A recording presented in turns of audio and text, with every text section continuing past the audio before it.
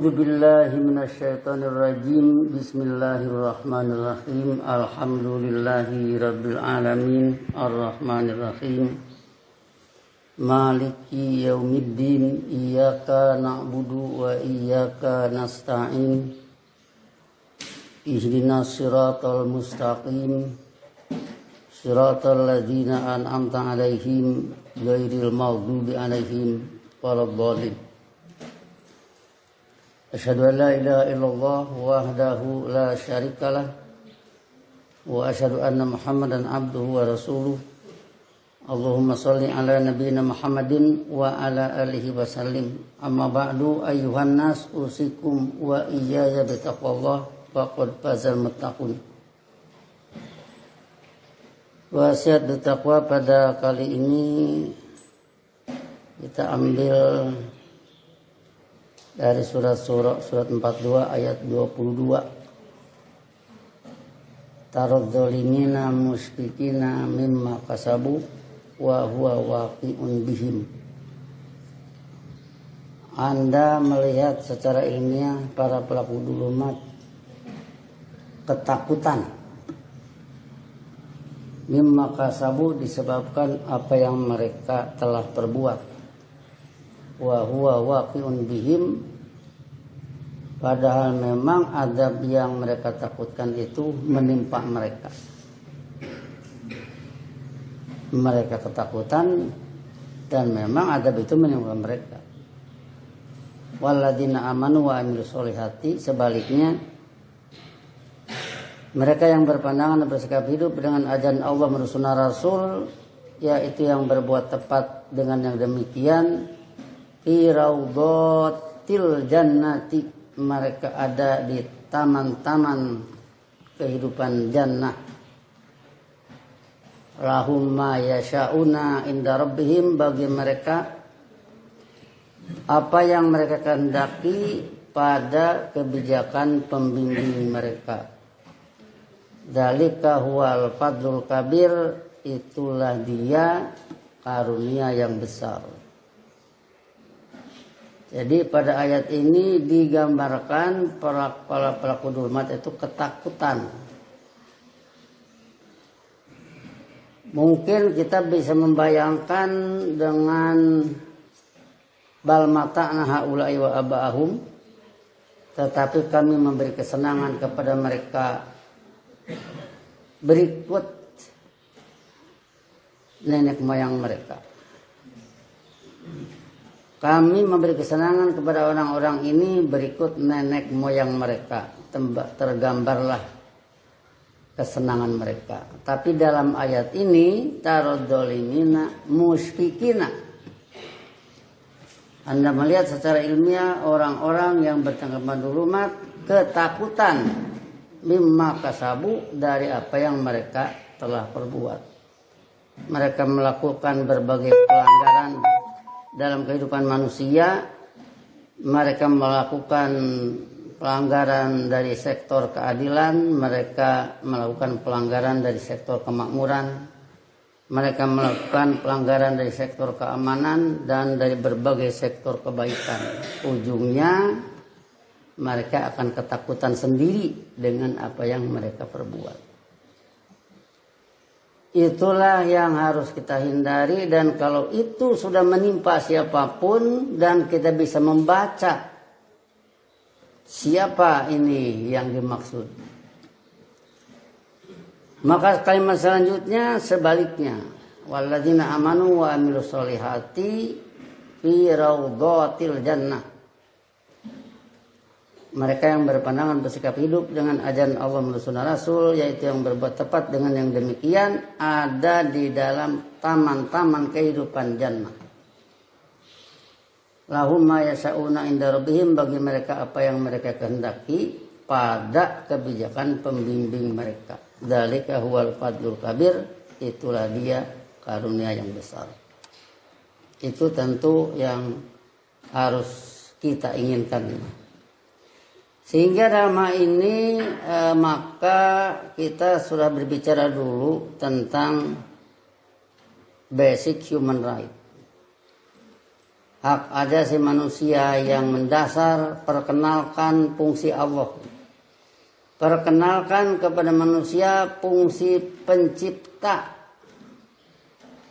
Allah berdakwah dengan ajaran ilmunya, dikatakan pada surat Al-A'raf, wa ashadahum ala anfusihim, dia Allah mempersaksikan kepada mereka perihal diri mereka dengan satu pertanyaan, alastu birabbikum, aku kan pembimbing kalian, aku kan pengatur kalian, aku kan pembuat kebijakan kalian. Sehingga masing-masing orang harus kenal kepada dirinya. Dia punya jantung, siapa yang membuat jantung, siapa yang menggerakkan jantung.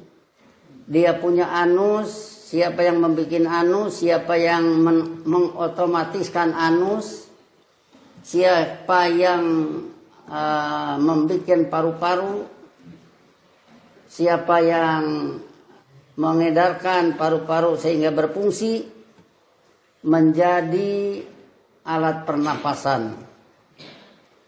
Nah, sehingga dengan demikian, maka dengan pertanyaan alastu birabbikum qalu bala, mereka benar mengakui, mereka menyaksikan tentang fungsi Allah. Kalau ini tidak ada, maka manusia akan berkembang begitu saja. Kalau dia perlu minum, mau minum, dia kehausan, tidak ada air, nangis. Lapar, tidak ada makanan, nangis, minta, dan sebagainya. Tapi yang mendasar tentang fungsi pencipta pada dirinya tidak pernah diperkenalkan. Ini secara mendasar, kemudian terus berhidup ini berkembang, terus juga bergaul, ada kecerdasan dan sebagainya, tetapi tetap fungsi Allah sebagai pencipta pada dirinya tidak pernah disadari. Ujungnya mereka berlaku hormat, mereka merasa bisa, mereka mengatur segala, memenuhi keinginannya tanpa memperhatikan fungsi Allah pada dirinya. Tetapi orang yang mukmin, yang selalu menanggapi ilmu Allah, kemudian memantapkannya, kemudian dibawa dalam sholat, selalu fungsi Allah di setiap saat disadari oleh orang tersebut. Sehingga bila aku melanggar, aku kena hukuman. Bila aku berbuat tepat, aku akan mendapat pahalanya. Bila manusia melakukan sholat satu pembinaan iman, sholat satu upacara kepatuhan, sholat satu apel siaga, maka pahala yang didapatkan oleh masyarakat tersebut adalah fahsya wal munkar menjadi sirna. Inna sholata tanha anil fahsya'i wal munkar. Hilang atau sirna, fahsya dan munkar, itulah menjadi keenakan dalam hidup. Itulah menjadi hidup yang penuh kemantapan, tidak ketakutan. Seperti digambarkan tadi, ketakutan musfikina mimma kasabu. Jadi kembali kepada akar permasalahan. Dari orang disadarkan, diajarkan tentang bahwa dia ciptaan Allah, bahwa matanya bisa melihat karena Allah berfungsi di sana. Kemudian dari sana Allah memerintahkan harus mempelajari ajaran ilmunya, terus diajarkan, terus disuruh salat, nuru auladakum bisolat lisab'i sinin, terus berkembang di sana kepatuhan demi kepatuhan. Sehingga kecerdasan yang dia punyai diarahkanlah ke arah misalkan menggali dan mencari min fadlillah, wabdagu min fadlillah, karunia Allah, cari, kemudian setelah dapat dia ambil, setelah itu dia atur mimma razaqnahum yunfikun, sehingga hidup ini tidak tekor. Sering kita berbicara bahwa satu biji jagung yang kita tanam akan menghasilkan ratusan biji jagung dalam satu tongkol jagung. Itulah karunia Allah. Satu biji padi nanti bisa menjadi beberapa ratus butir. Itu dari karunia Allah. Nah, jadi dengan dasar kepatuhan yang dipupuk sejak kecil, maka tidak akan terjadi taradzalimina musyfikina mimma kasabu. Tidak akan terjadi yang bersangkutan ketakutan akibat dari laku perbuatan. Jadi menyadari fungsi pencipta, mengenal fungsi pembimbing, mengenal fungsi Allah sebagai perancang lagi pemasti dan sebagainya. Kemudian kalau berbicara tentang kehancuran dan itu juga fungsi Allah ada di dalamnya, kita ambillah surat An'am ayat 6. Alam yarau kam ahlakna min qablihim min qarnin, apakah mereka tidak melihat secara ilmiah betapa banyak sebelum mereka generasi yang kami binasakan. Makannahum fil ardi malam numakin lakum, yang kami sudah perkuat mereka di permukaan bumi ini satu penguatan yang belum pernah kami kuatkan pada kalian. Tapi ahlaknahum, kami binasakan. Siapa yang berfungsi membinasakan? Kami, Allah yang berfungsi membinasakannya. Pada ujung ayat fa'ahlaknahum bidunubihim, maka kami binasakan mereka disebabkan pelanggaran-pelanggaran mereka. Wa ansya'na min ba'dihim qarnan akharin, sekaligus setelahnya kami bangun generasi yang lain. Nah, jadi Allah berfungsi membinasakan satu generasi, kemudian Allah berfungsi juga mengganti atau membangun generasi yang lain. Sehingga Allah berfungsi membangun generasi yang lain, inilah yang perlu kita sadari, kita mantapkan, kita lakukan, kita perjuangkan. Jangan sampai nanti terjadi ada orang yang ketakutan akibat laku perbuatannya. Tapi diharapkan orang-orang menjadi fi raudhatil jannah, dalam taman-taman kehidupan jannah. Dalam kehidupan seperti itu kita mengharapkan. Sehingga dengan demikian maka apapun yang kita lakukan dalam memperkuat tentang teori ini, tentang pandangan ini, jadi artinya bahwa seumumnya manusia, begitulah kalau istilah orang Sunda, kalau orang tua kepada anak ada diistilahkan nyaah dulang. Dulang itu tempat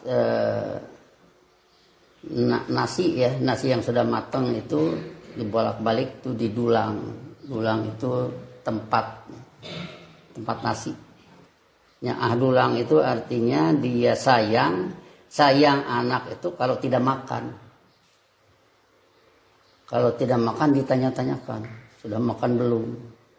Tetapi begitu dia belajar tidak pernah dipersoalkan. Begitu anak misalkan malas bangun siang, tidak sholat subuh, dibiarkan, tidak pernah ada teguran. Nak, sudah sholat belum? negur gitu saja tidak sampai ada. Ini nanti kesananya suram masa depannya. Sebab kepatuhan tidak dipupuk sejak kecil. Sedangkan nanti pengaruh-pengaruh dari kiri dan kanan, apalagi zaman sekarang, zaman HP, zaman berbagai teknologi sudah maju, maka orang tua akan kalah oleh anak kecil.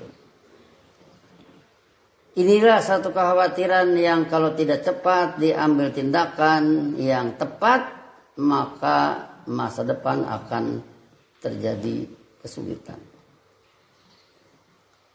Kemudian kalau kita berbicara bagaimana ini nanti alam semesta ini akan berujung, nah di sanalah nanti akan terjadi Allah sebagai pemenang yang telak. Semua menjadi kalah, yaitu bila apa? Idza zulzilatil ardu zilzalaha. Apabila bumi diguncang seguncang-guncangnya. Maka dapat kita perhitungkan. Tidak ada bangunan yang bisa dipertahankan. Tidak ada kekayaan yang bisa dipertahankan. Tidak ada karya apapun yang bisa dipertahankan. Mutlak kemenangan ada pada Allah. Kalau sudah idza zulzilatil ardu zilzalaha. Kalau ini ayat Quran sudah turun pada abad ke-7, kemudian juga kita baca sekarang ini, boleh dikatakan sudah dekatan kita dengan zulzilatil ardu zilzalaha banding abad ke-7. Tetapi Allah tidak membeda-bedakan. Mau hidup di abad ke-7, mau hidup di abad ke-20, mau hidup di awal adanya budaya manusia, tetap saja zulzilatil ardu zilzalaha itu menjadi peringatan bagi semua pihak. Dalam arti di sana harus ada satu kesadaran pulang ke akhirat. Nah, dalam kesadaran pulang ke akhirat ini maka jangan juga salah hitung. Mementingkan pulang ke akhirat. Sebab pulang ke akhirat itu jembatannya hasanah di dunia. Menurut penuturan surat Baqarah 201. Wa minhum mayyaqulu Rabbana atina fid dunya hasanah wa fil akhirati hasanah wa qina adzabannar.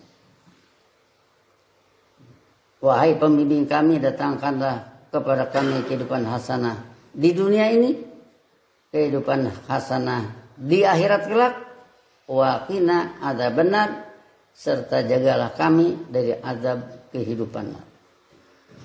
Apa azab kehidupan nar di dunia? Itu pelaku-pelakunya musyrikun.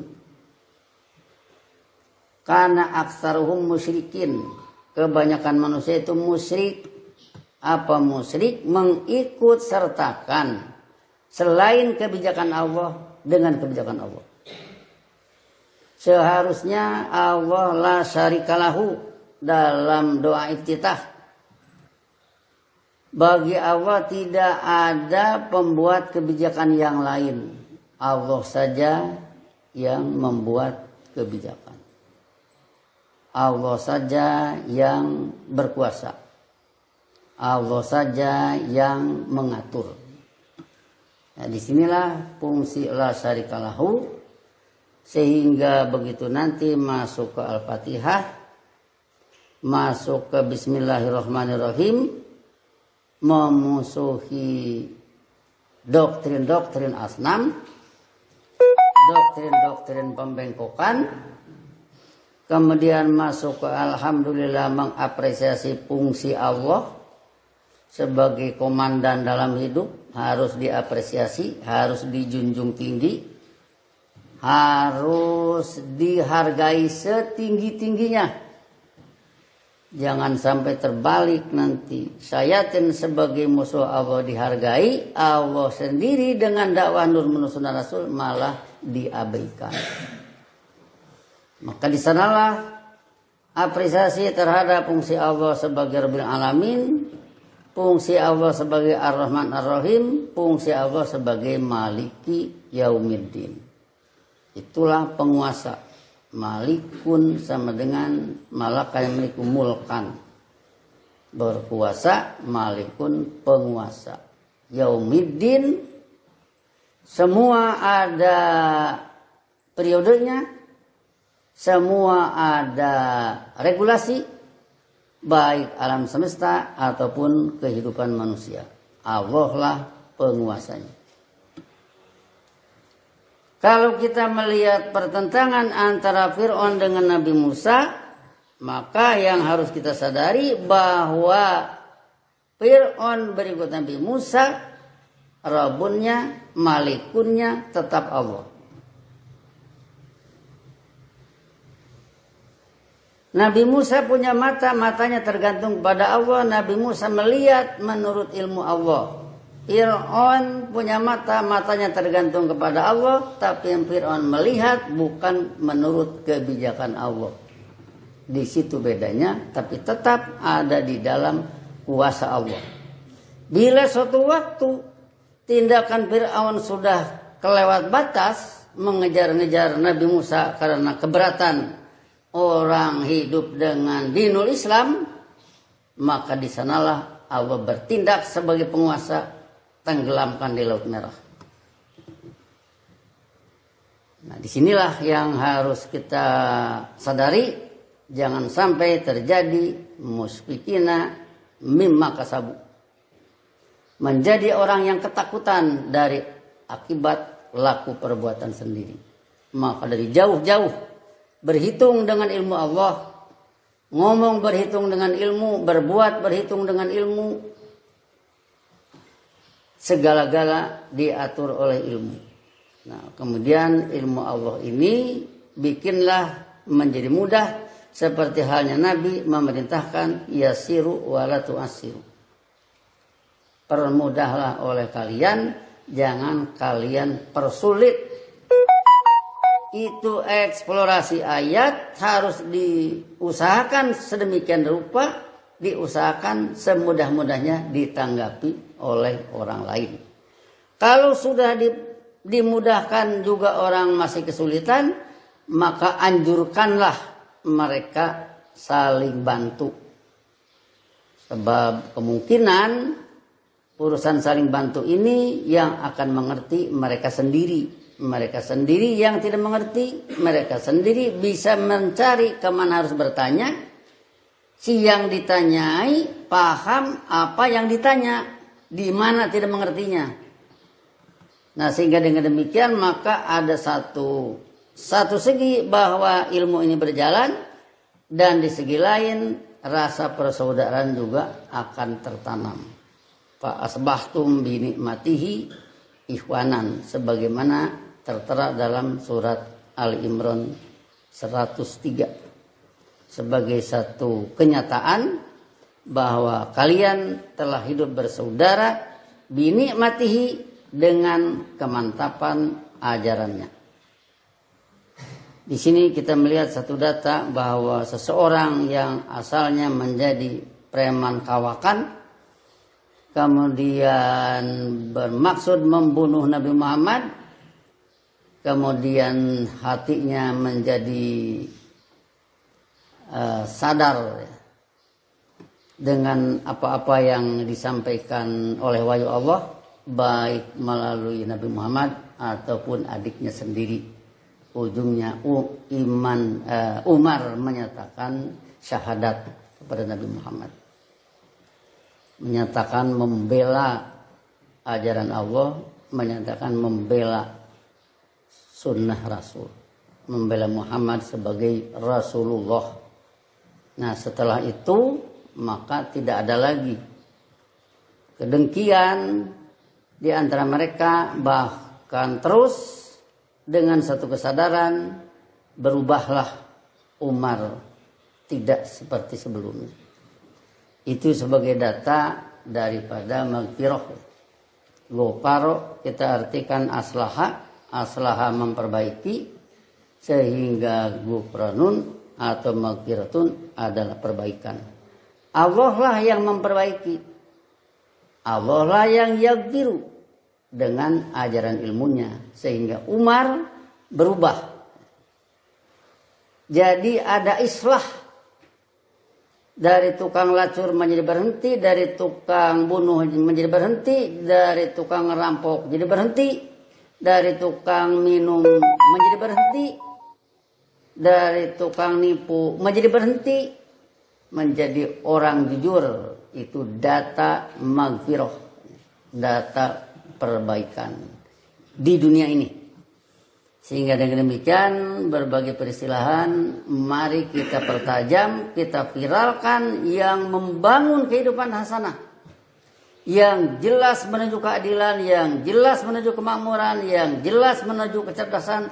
Itu kita viralkan. Istilah-istilah yang tidak jelas menuju ke arah kehidupan indah kita simpan dulu, kita viralkan yang jelas dulu. Barakallahu li wa lakum fil Qur'anil azim wa nafa'ani wa iyyakum bima fihi min ayati wa dzikril hakim wa taqabbal minni wa minkum tilawatahu innahu huwas samiul alim wastaghfiruhu innahu huwal ghafurur rahim.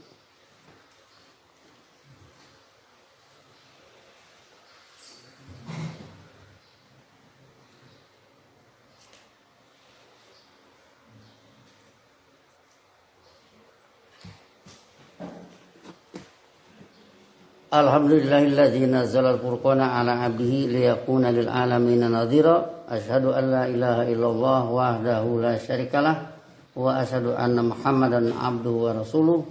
Allahumma shalli ala nabiyyina Muhammadin wa ala alihi wa sallim. Amma ba'du, ayyuhan nas usikum wa iyaya bitaqwallah faqad fazal muttaqun. Berbicara handicap, berbicara alangan, bisa oleh peristiwa besar, bisa oleh peristiwa kecil. Dari satu peristiwa kecil sehingga ujungnya tidak ada kesempatan untuk menanggapi ilmu Allah. Atau dari peristiwa besar. Nah, disinilah maka kita harus hati-hati, kendalikan diri, berbagai persoalan yang ada, sederhanakan, sehingga tidak mengganggu jalannya hidup masing-masing untuk menangkap ilmu. Kita dengan Masjid At-Taqwa membina kepatuhan, berbuat secara ilmiah dengan ajaran Allah dan Sunnah Rasul. Kemudian kita kembangkan dari sini berbagai ayat-ayat Allah, kita kasih kamus, kita kasih terjemah, kemudian kita latih bahasanya. Bagi yang berat, ikuti saja sebagaimana orang lain berbicara. Kalau dalam satu pertemuan itu kan misalkan ada satu latihan yang seorang bisa, yang lain tidak bisa, nggak usah jadi masalah. Yang bisa ngomong saja, yang tidak bisa dengarkan atau tirukan. Nah, sehingga dengan demikian maka tidak menjadi tekanan batin.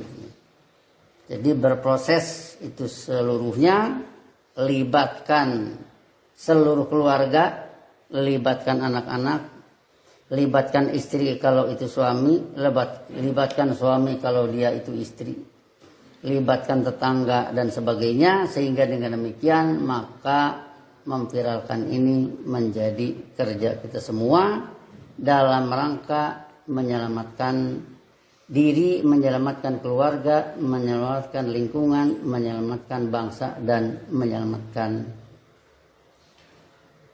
seluruh manusia di permukaan bumi ini. Wa ma arsalnaka illa kafatan linnasi basyira wa nadhira walakinna aktsarun nasi la ya'lamun.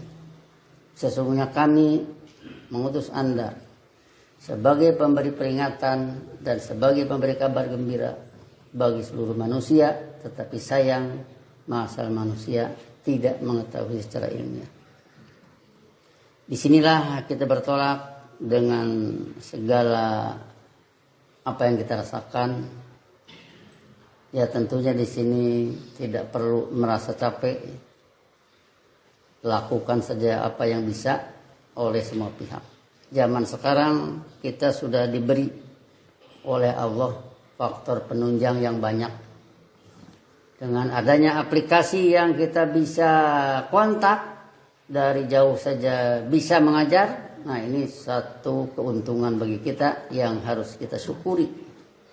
Kita bandingkan masa-masa lalu dahulu untuk menyampaikan tulisan saja harus ditulis lagi pakai karbon, pakai mesin tik.